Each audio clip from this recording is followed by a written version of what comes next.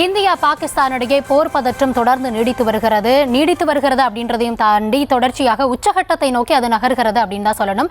இந்த ஒரு சூழல்ல எல்லை ஓரங்களில் தொடர்ந்து ட்ரோன் தாக்குதலை பாகிஸ்தான் முன்னெடுத்து வருகிறது. அதனை தடுத்தும் தகர்த்தும் வருகிறது இந்திய ராணுவம். இப்படியாக எல்லையோரங்களில் தொடர்ந்து பதற்றமான சூழல் நிலவக்கூடிய நிலையில நம்முடைய தொலைபேசி வாயிலாக இணைந்திருக்கிறார் முன்னாள் ராணுவ அதிகாரி லெப்டினன்ட் கர்னல் முருகானந்தம் அவர்கள். வணக்கம் முருகானந்தம். அதாவது முன்னதாகவே நம்ம பார்த்துட்டு இருக்கோம், தொடர்ச்சியாக பாகிஸ்தான் என்ன மாதிரியான நடவடிக்கைகளில் ஈடுபடுறாங்க, எப்படி இதை எஸ்கலேட் பண்ணிட்டே இருக்காங்க அப்படின்றத பார்க்கிறோம்.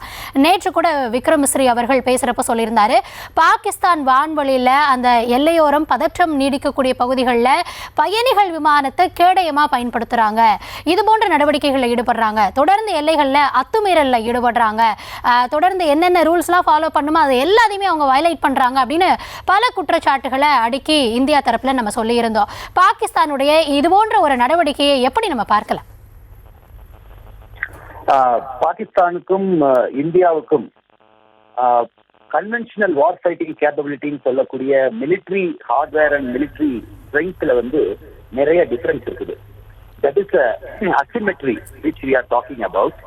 இந்த அசிமெட்ரியை அவன் முதல்ல என்ன செஞ்சாங்க, க்ளோசிங் பண்றதுக்கு, அந்த கேப்பை க்ளோசிங் பண்றதுக்கு அவங்க low cost effect of militants, தீவிரவாதிகள் என்ன செஞ்சாங்க, ஒரு AK-47 கொடுத்து ஒரு ரோக் பர்சன் அல்லது ஒரு மிஸ்கைடட் இண்டிவிஜுவலை ரிலீஜியஸ் மோட்டிவேஷன் பண்ணி அவனை காஷ்மீர்லயோ அல்லது இந்தியாவிலேயோ அனுப்பிச்சு நமக்கு தொந்தரவு கொடுத்தாங்க. Low cost method. இப்போ டெக்னாலஜி ஹை ஆனவன இதே மெத்தட ஹைடெக்கா அவன் யூஸ் படுத்துறான். எப்படி யூஸ் படுத்துறான்னா, லோ காஸ்ட் மெத்தட் ஆகக்கூடிய ட்ரோன் என்ன ஒரு 10,000 இருந்து 1 lakh வரல இருக்கும் ஒரு ட்ரோன். இந்த மாதிரி ட்ரோனை நிறைய வாங்கி அதை கவுண்டர் பண்றதுக்கு நம்ம ஹைலி சாபிஸ்டிகேட்டட் சிஸ்டம்ஸ் போடணும். அந்த சிஸ்டம்ஸோட மெயின்டெனன்ஸ், காஸ்ட் ஆஃப் ப்ரொக்யூர்மெண்ட் ரொம்ப ஹை அண்ட் அதை கவுண்டர் பண்றதுக்குள்ள மிசைல் காஸ்ட் ஹை. ஸோ எப்படின்னா ஒரு 10,000 rupees செலவு பண்ணி நம்மளோட 1 கோடி ரூபாயை அவன் செலவழிக்க வைக்கிறான்.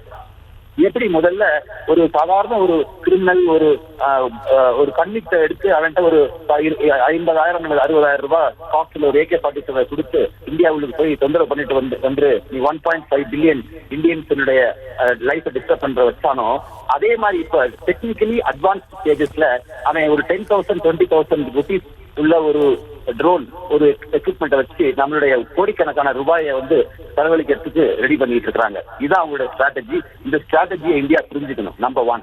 நம்பர் 2, இந்த ட்ரோன் அட்டாக்ல நம்மளுடைய ஏர் டிஃபென்ஸ் சிக்னேச்சர்ஸ் ரிலீஸ் ஆகிடும். அதை அவன் கேஷ்ல பார்த்து ஃபியூச்சர்ல அவங்க யூஸ் படுத்திக்குவோம், அதை அவங்களுடைய டேட்டா பேஸ்க்கு யூஸ் படுத்திக்குவாங்க. இந்த 2 விஷயங்கள் இந்த ட்ரோன் அட்டாக்ல சாத்தியமாகுதுங்க. திரு லெப்டினன்ட் கர்னல், அதாவது இப்போ நம்ம பார்க்குறோம், நீங்கள் சொன்ன மாதிரி இதில் அவங்க ஒரு ஸ்ட்ராட்டஜி ஃபாலோ பண்ணுறாங்க அப்படின்னா கூட இதில் அவங்களுடைய பலம் வெளிப்பட்டு போகுது இல்லையா? ஏன்னா ஒரு வகையில் பாகிஸ்தான் இதற்கு தயாராக இல்லை, திராணி இல்லை அப்படின்னாலும் கூட தொடர்ந்து இதை அவங்க நடத்துறதற்கான காரணம் என்னவாக இருக்கும்? ஏன்னா பாகிஸ்தான் கிட்ட அவ்வளோ பெரிய கெப்பாசிட்டி இல்லை அப்படின்னாலும் கூட மறைமுகமாக பாகிஸ்தானை சில நாடுகள் உசுப்பி விடுகின்றன அப்படின்ற ஒரு கருத்துகளும் முன்வைக்கப்படுது. இதை எப்படி பார்க்கலாம்? நீங்க சொல்றது 100% உண்மை ஆன்சர். ஆக்சுவலி துருக்கி போன்ற நாடுகளினுடைய ட்ரோனை யூஸ் படுத்துறாங்க. அது துருக்கி பாகிஸ்தானுக்கு ட்ரோன் கொடுக்கறது ஒரு பெரிய அதாவது ஒரு பெரிய ஒரு சரியா சொல்ல முடியாது. துருக்கி அவன் ரொம்ப நாள் அவங்களுடைய மனசுல ஒரு அந்த காலத்துல ஓட்டோமான் எம்பையர் யூரோப்பை ரொம்ப ஹை லெவலா ஆட்சி பண்ணிட்டு இருந்தாங்க. அந்த ஓட்டோமான் எம்பையரை அந்த இண்டஸ்ட்ரியல் ரெவல்யூஷனுக்கு அப்புறம் after the emergence of colonial powers துருக்கியை 6th man of Europe அப்படின்னு சொன்னாங்க. ஸோ அந்த மனசுல அவங்களுக்கு எப்பவுமே நம்ம என்னைக்கும் நம்ம உலகத்துல ஒரு பெரிய பவர் அப்படின்னு நினைச்சிட்டு இருந்தாங்க. இப்ப எர்டோகான் வந்ததுல இருந்து அந்த துருக்கியினுடைய complete activity military and military ஹார்ட்வேருக்கு போயிடுச்சு. அதுல ட்ரோன் டெவலப்மெண்ட்டை ஒரு பெரிய ஒரு ஸ்ட்ராட்டஜியா துருக்கி எடுத்து போகுது. அந்த ஸ்ட்ராட்டஜியை தான் யூஸ் படுத்தி அசர்பைஜானுக்கு யூஸ் படுத்தினாங்க. அதனால ஒரு பெரிய அசிமெட்ரியை கிரியேட் பண்ணாங்க அசர்பைஜான் ஆர்மேனியன் வார்ல. அதே மாதிரி துருக்கி நிறைய மிலிட்டன்ஸ்க்கு இந்த ட்ரோனை சப்ளை பண்ணுது. அதே மாதிரி துருக்கி எங்கெங்கெல்லாம் ட்ரோன் யூஸ் இருக்கு அது துருக்கி அது ஒரு ஆப்பர்ச்சுனிட்டியா, ஒரு பிசினஸ் ஆப்பர்ச்சுனிட்டியா, ஒரு டெக்னிக்கல் ப்ராக்ரஸிங் ஆப்பர்ச்சுனிட்டியா யூஸ் படுத்துது. தன்னுடைய பலத்தை வெளிப்படுறதுக்கு துருக்கி செய்யும். இது ஒரு விஷயத்துல இருந்தாலும் பாகிஸ்தானை பொறுத்தவரை நான் முதல்ல சொன்ன மாதிரியே இந்த கன்வென்ஷனல் போர்சஸ் அசிமெட்ரியை க்ளோசிங் பண்றதுக்கு இந்த மாதிரி வேலை செய்யறாங்க. ட்ரோன் வந்து சீப், நம்மகிட்ட இருக்கிற காஸ்ட்லி எக்யூப்மெண்ட் வச்சு அதை அடிக்கணும். ஆக ஏழை என்ன செய்வான், பணக்காரன் அடிக்கிறதுக்கு சீப்பான மெத்தடை யூஸ் கொடுத்து அந்த பணத்தை ட்ரெயின் பண்றான். this is what is exactly happening. அதான். ஓகே, இதில் புரிந்து கொள்ள முடிகிறது திரு முருகானந்தம். அதே மாதிரி இது தொடர்ச்சியாகவே ஒரு கேள்வி முன்வைக்கணும்னு நினைக்கிறேன். பொதுவாகவே இந்த ஒரு சூழலில் உலக நாடுகள் என்ன நினைக்குது, என்ன மாதிரியான கமெண்ட்ஸை தொடர்ந்து சொல்கிறாங்க அப்படின்றத நம்ம கவனிக்கிறோம். அந்த வகையில் துருக்கி வந்து, அதாவது மற்ற நாடுகள், எக்ஸாம்பிளாக சைனா எடுத்துக்கிட்டோன்னா கூட அவங்க ரொம்ப கவனமாக தான் இதில் எந்த பக்கம் ஆதரவு அப்படின்றத வெளிப்படையாக சொல்லாமல் மறைமுகமாக செய்கிறாங்க அப்படின்ற தகவல் இருந்தாலும் வெளிப்படையாக அவங்க யாருக்கு ஆதரவு அப்படின்றதெல்லாம் சொல்லலை. ஆனால் துருக்கி வந்து ஆரம்பத்திலேயே பாகிஸ்தானுக்கு தங்களுடைய ஆதரவு கரத்தை நீட்டி. இந்த வகையில நம்ம பார்க்கிறப்போ துருக்கி என்ன மாதிரியான ஹெல்ப்பை வந்து பாகிஸ்தானுக்கு தராங்க அப்படின்றத கவனிக்க வேண்டியது இருக்குதா, இல்ல இதை வந்து நம்ம அவ்வளவு பொருட்படுத்த வேண்டிய அவசியம் இல்லை அப்படின்னு விட்டுறலாமா? துருக்கியினுடைய ரோல் இதுல எப்படி இருக்கு? துருக்கி வந்து இந்தியா பாகிஸ்தான் இந்த கான்ஃபிளிக்ட் வந்து ஒரு பெரிய ஆப்பர்ச்சுனிட்டியா எடுக்கிறாங்க. நம்பர் 1, இதை வந்து அவன் இன்ஃபேக்ட் அவன் ஆர்கெஸ்ட்ரேட்டே பண்றான்.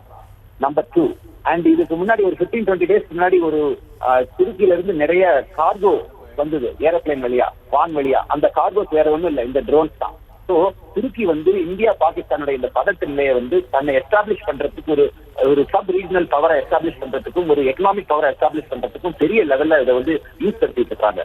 ஸோ நம்ம ஒரு பக்கம் பாகிஸ்தானை நம்ம வந்து க்ளோசிங் பண்ணாலும் துருக்கியை நம்ம வந்து மிக தீவிரமா கண்காணிச்சு, துருக்கியை வந்து பகிஷ்காரம் பண்ணி, துருக்கிக்கு ₹1 கூட இந்தியன் ரூபாய் போகாம, துருக்கியை வந்து துருக்கி இந்தியா விஷயங்களை வந்து ரொம்ப தீவிரமா கண்காணிச்சு அவங்களுக்கு ஹெவி லாஸ் கொடுக்கறது இப்போதைய இந்திய கவர்மெண்ட்டுடைய கடமையா இருக்குது.